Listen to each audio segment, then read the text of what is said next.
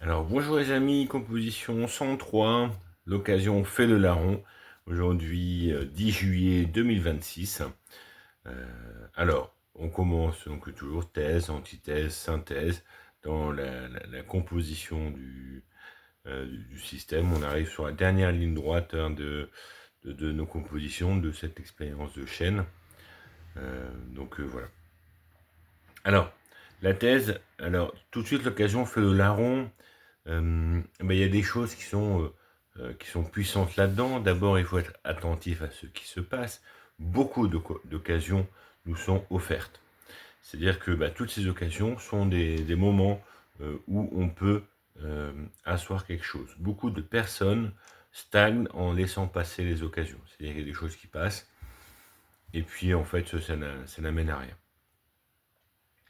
Ensuite, il y a une question d'ouverture. Il nous est donné ce que l'on veut, mais pas forcément de la manière l'on s'imagine. C'est-à-dire que on veut on veut quelque chose, mais quand ça se présente, on réchigne, on est froid, on n'a pas, on est raide.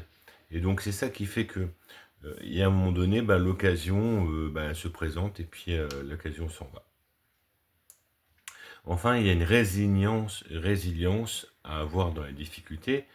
C'est ce que l'on peut, ce que l'on ne peut pas. Et c'est en s'adaptant à ce que l'on a que l'on peut arriver à ce qu'on attend. C'est-à-dire qu'il y a des épreuves, et puis ces épreuves, il faut les surmonter. Des difficultés, des aléas, des chemins de détour. Mais c'est en passant ces difficultés-là que l'on arrive en fait là où on veut. Ensuite, l'antithèse.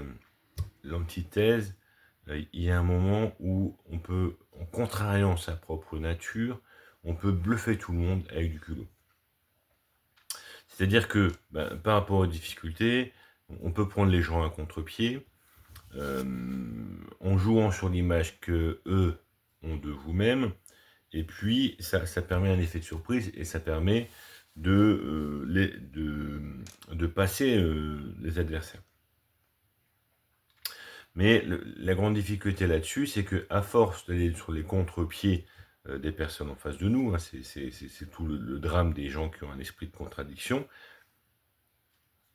Certes, ils arrivent à faire avancer leur bille, mais comme ils sont incapables de faire le tri, qu'ils prennent tout le temps, en fait, ils sont tout le temps dans une forme de contradiction. C'est A, mais ils vont dire B. Si c'est B, ils vont dire A. Et donc, en fait, ils sont simplement toujours en désaccord avec ce qui se présente.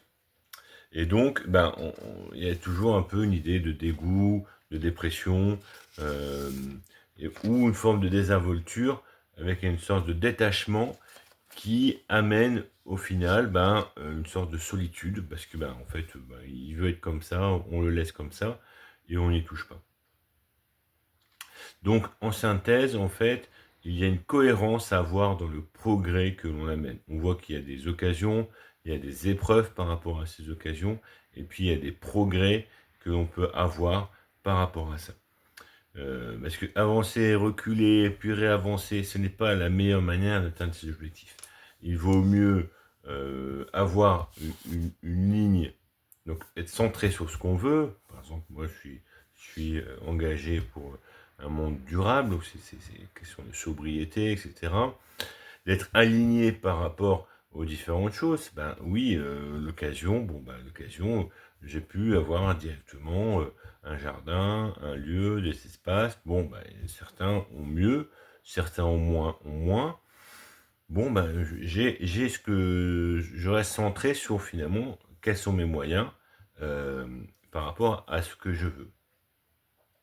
Enfin, c'est cet alignement et ce recentrage, parce que moi, le développement durable, c'est quasiment même de mes études où j'y suis rentré. Je suis passé par plusieurs niveaux. En ce moment, par exemple, je suis dans la lutte contre le gaspillage. J'essaie de développer une production d'énergie sur le site de l'écolieu, pour pouvoir avoir une forme d'autonomie, pas autarcie, mais une autonomie accrue par rapport à qui pourrait y avoir de l'autre côté. Alors bien sûr, la régularité de l'effet, ben, mon jardin c'est quelque chose que j'emmène. Bon, ben, je pourrais faire plus de choses par rapport à mon jardin, bien sûr. Je pourrais faire plus de choses en extérieur aussi. Mais c'est tout un équilibre que je trouve par rapport à ces choses, comme ce temps que je prends pour poser un certain nombre d'idéaux, un certain nombre de compositions et un certain nombre aussi de recul, de dynamique dans laquelle on se trouve et que certains se sont coincés. Je, je pense que beaucoup de gens sont de bonne volonté et au-delà du complot, c'est beaucoup de bêtises. Donc, pour passer ces difficultés-là, il est nécessaire de voir les occasions par rapport à ce que je veux, par rapport au progrès que j'ai à faire. Et des fois, c'est contre-intuitif. Et c'est là qu'on voit que ça devient technique. Moi, je prends par exemple sur du congélateur. J'avais un vieux congélateur des années 90. Bah, sa consommation était 10 fois supérieure à ce qu'on trouvait en moyenne de gamme sur le marché. Et donc, bah, il y a un moment où, en fait, l'équilibre entre le fait de conserver une machine qui fonctionne et celui de renouveler cette machine-là, et ben, le coût carbone, le coût environnemental, le coût ressources, pour moi, à un moment, s'équilibrer et valait mieux racheter un congélateur sobre que de conserver une machine qui dure.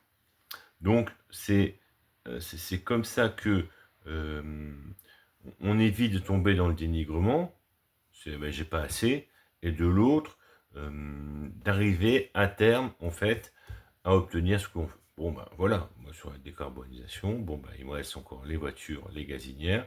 J'ai 3 gazinières sur le site, mais j'en ai passé une en vitrocéramique. Et d'ailleurs, une très belle occasion, un don qui nous a été fait à l'association.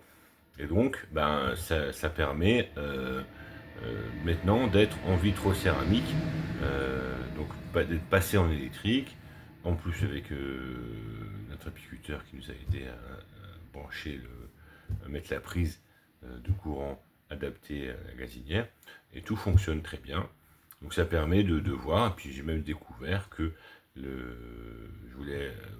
j'hésitais à acheter un air fryer hein, pour cuire pour cuire sans matière grasse ajoutée. Et je me suis aperçu à travers les réseaux que il y avait la chaleur tournante du four qui pouvait remplir la même fonction dans des conditions quasiment similaires. Donc autant, au lieu d'avoir 2 équipements, autant en conserver un en améliorant la performance de l'équipement en place.